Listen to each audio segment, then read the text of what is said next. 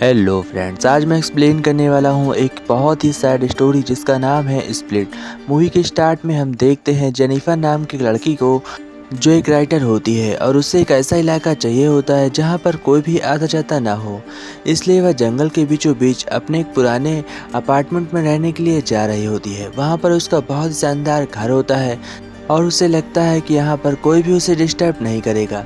तभी हम देखते हैं कि रास्ते में उसे 4 आदमी मिलते हैं, जॉनी, स्टैनली, एंडी और मैथ्यू। ये चारों आदमी बहुत ही ज़्यादा बदतमीज होते हैं। लड़की को देखकर उसे इम्प्रेस करने की कोशिश करते हैं, लेकिन जेनिफर उन्हें इग्नोर कर कर अपनी कार को लेकर अपने घर की ओर निकल पड़ती है। वह अपने घर सही सलामत पहुंच जाती है और अपने साथ जो भी सामान लाई होती है वह उसे बाहर निकाल कर उस घर में सेट करने लगती है। साथ ही अपने नोटबुक को भी बाहर निकाल लेती है ताकि वह अच्छे से राइटिंग कर सके। फिर वह लैपटॉप में जाकर अपनी राइटिंग करती है और बाहर बीच पर बैठकर काफ़ी मज़े लेती है। घर के बाहर सामने ही एक बहुत ही बड़ी झील होती है और जेनिफर उसके सामने बैठकर काफ़ी ज़्यादा मज़े करती है। तभी एक रात उसका दरवाज़ा कुछ अजीब ढंग से खड़खड़ाता है, इसलिए वह उठकर देखने जाती है कि बाहर कोई है तो नहीं। तभी वह देखती है कि बाहर कोई भी नहीं है। फिर वह घर के अंदर आ जाती है और चुपचाप सो जाती है। सुबह होते ही वह मॉर्निंग वॉक पे जाती है। जंगल में जब वह दौड़ रही होती है तभी जंगल के बीच उसे एक और घर दिखाई पड़ता है। वह सोचती है शायद यहाँ पर कोई रहता होगा, इसलिए वह उसके अंदर जाकर देखने जाती है, पर उसे वहाँ पर कोई भी दिखाई नहीं पड़ता, बल्कि वह घर तो पूरी तरीके से खंडर में होता है। इसलिए वह फ़ौरन वहाँ से निकल आती है और वापस अपने घर लौट आती है। तभी जब वह अपना हाथ धो रही होती है तो उसका शावर खराब हो जाता है। पानी ना आने की वजह से जेनिफर बहुत परेशान हो जाती है। फिर वह कॉल कर कर एक प्लम्बर को बुलाती है। प्लम्बर के दौर पर उसके घर पर मैथ्यू आता है। मैथ्यू एक प्लम्बर होता है, वह उसके नल को ठीक कर देता है और फिर वह चला जाता है। तभी हम देखते हैं झील की दूसरी तरफ वो चारों लड़के बैठे हुए हैं। तभी उनमें से जॉनी बोलता है कि मैथ्यू, तेरी आज तो रात बन गई, तूने उसके दर्शन करके आए हैं। वह जेनिफर की बात कर रहा होता है और ऐसे ही वह जेनिफर के बारे में बहुत सारा गंदा गंदा बोलता है। साथ ही उसके दोस्त स्टैनली और एंडी भी ऐसा ही बोलते हैं। मैथ्यू उन सभी को ऐसा बोलने से मना करता है, लेकिन वो लोग मैथ्यू की बात नहीं सुनते, बल्कि वो लोग लड़की के बारे में और भी बुरा बुरा बोलते हैं। रात में हम देखते हैं जेनिफर अपने बॉयफ्रेंड से बात कर रही होती है और फिर चुपचाप सो जाती है। तभी उसकी नींद खराब हो जाती है क्योंकि दरवाज़ा फिर से कोई ठोक रहा होता है। वह जाकर दरवाजे पर चेक करती है तो उसे फिर से कोई नहीं दिखाई पड़ता। तभी वह दरवाजे के नीचे देखती है तो उसे वहाँ पर मरा हुआ एक पंछी दिखाई पड़ता है। वह उसे देखकर डर जाती है। उसे लगता है शायद कोई भूत आया होगा, इसलिए वह घबरा कर बहुत ही डरते हुए बाहर देखने जाती है, पर उसे कोई नहीं दिखाई पड़ता। फिर वह फौरन घर के अंदर आ जाती है और जैसे ही घर के अंदर एंटर करती है तो देखती है कि वो चारों आदमी उसी घर के अंदर आ चुके हैं और वह जेनिफर के साथ बहुत बुरा करने वाले होते हैं। जेनिफर मन ही मन बहुत ज़्यादा घबरा रही होती है कि तभी जॉनी जेनिफर से कहता है कि तुम्हें नाचना आता है? अगर आता है तो प्लीज़ मैं तुम्हारा डांस देखना चाहता हूँ। जेनिफर कहती है तुम्हें पैसे चाहिए तो तुम लोग पैसे लेकर यहाँ से निकल जाओ, प्लीज़ मुझे अकेला छोड़ दो। वह उनसे बार बार रिक्वेस्ट करती है पर कोई भी उसका बात नहीं सुन रहा होता है। तभी जॉनी उसके पास आता है और उसे ज़बरदस्ती बियर पिलाता है। अब जेनिफर बहुत ज़्यादा डर रही थी क्योंकि उसके साथ बदतमीजी होने वाली थी। देखते ही देखते वो लोग जेनिफर को बहुत परेशान करते हैं। कहीं उसके बाल छूते हैं तो कहीं उसकी गंदी जगह टच करते हैं। यह सब जेनिफर को बर्दाश्त से बाहर हो रहा था, इसलिए वह कहती है कि तुम लोग यहाँ से निकल जाओ, वरना नहीं तो मैं पुलिस को बुला दूंगी। पर वो लोग कहते हैं कि मुझे पुलिस से डर नहीं लगता और फिर वो लोग जेनिफर के कपड़े फाड़ने लगते हैं। अब जेनिफर बहुत ज़्यादा घबरा जाती है, इसलिए वह एक स्प्रे निकालती है और उन सभी की आँख में डालकर जंगल में भागने लगती है। जंगल में उसे एक पुलिस वाला मिलता है जिसका नाम स्ट्रॉच होता है। वहाँ पर वो लोग शिकार करने के लिए आए होते हैं और वह जेनिफर को लेकर वापस घर आता है और कहता है मैं उन लोगों को अरेस्ट कर लूँगा। उसके पास गन भी होती है। वह उन सभी को ढूंढने के लिए छत पर जाता है, लेकिन छत पर भी अब कोई नहीं था। पूरे घर के अंदर कोई नहीं होता है। तभी स्ट्रॉच कहता है कि तुम सिगरेट पीती हो, दारू पीती हो, क्या तुम ड्रग्स नहीं लेती? क्योंकि उसे लग रहा था कि शायद ये लड़की झूठ बोल रही हो। तभी वो लड़की कहती है कि नहीं, मैं ड्रग्स नहीं ली हूँ सर, आप मुझे चेक भी कर सकते हैं। स्ट्रॉच कहता है कि हाँ, मैं तुम्हारी तलाशी लेना चाहता हूँ, मैं तुम्हारे साथ तुम्हारे अपार्टमेंट की भी तलाशी लूँगा। तभी जेनिफर जब पीछे मुड़कर खड़ी हो जाती है तो स्ट्रॉच उसे चेक करने के बहाने उसे बहुत गलत जगह छूता है और फिर उसे मारने वाला होता है। तभी जेनिफर कहती है प्लीज़ मुझे छोड़ दो, पर स्ट्रॉच ऐसा करने से मना कर देता है। तभी वो 4 छुपे हुए लोग भी सामने आ जाते हैं और हमें यह पता चलता है कि स्ट्रॉच भी उन्हीं के साथ मिलकर काम कर रहा है। अब जेनिफर जोर जोर से रोने लगती है और उनकी बार बार रिक्वेस्ट करती है।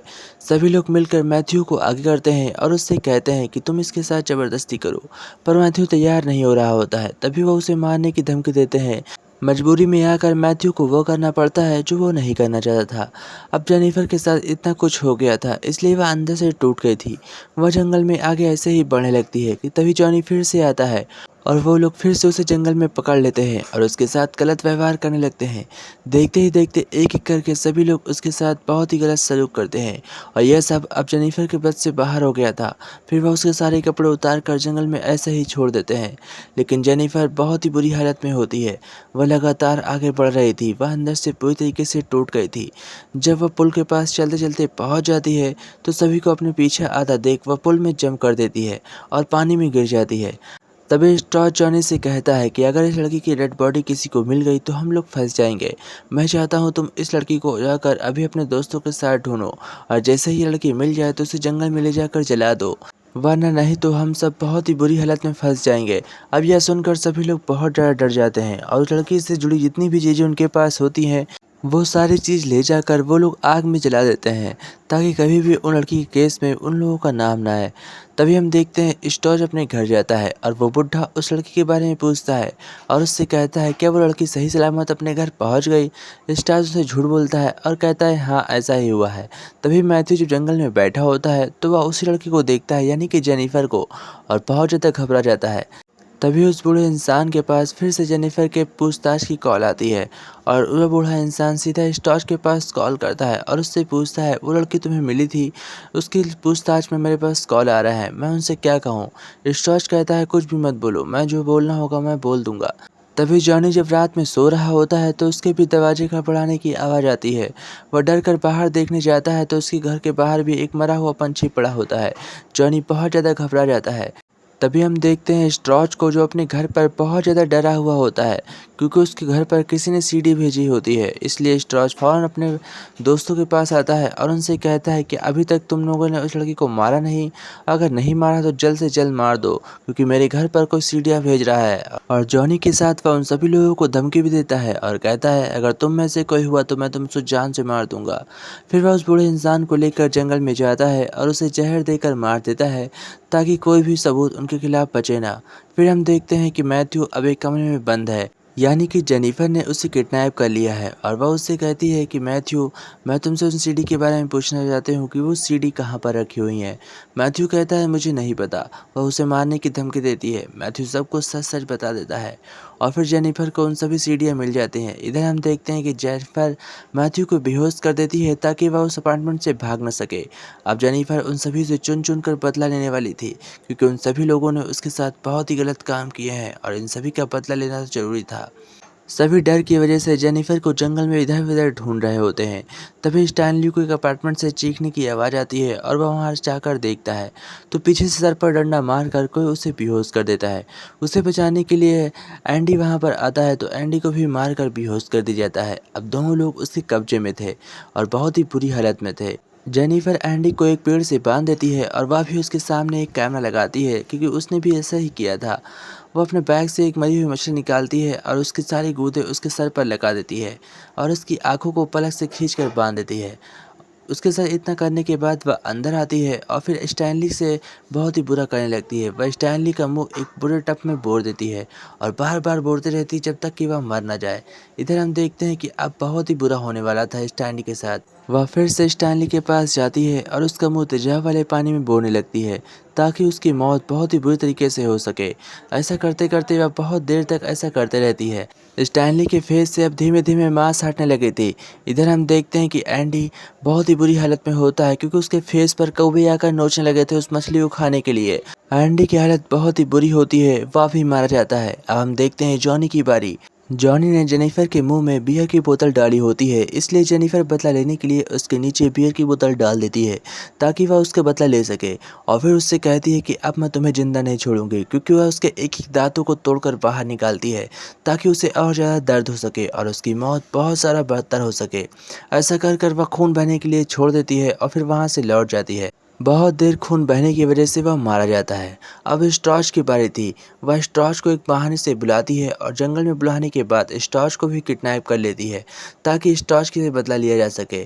स्टॉर्च को एक टेबल पर बांध देती है और उसके पिछवाड़े में एक गन को सेट कर देती है कि अगर उसने ज़बरदस्ती कुछ हिलने की कोशिश की या अपने आप को छुड़ाने की कोशिश की तो वह गन अपने आप चल जाएगी। उसके पीछे वह गन अपने आप ऑटोमेटिक फिट होती है और वह ऐसा कर कर वहाँ से निकल जाती है। उसके सामने मैथ्यू बैठा होता है, उसकी रस्सी मैथ्यू के साथ फिक्स होती है।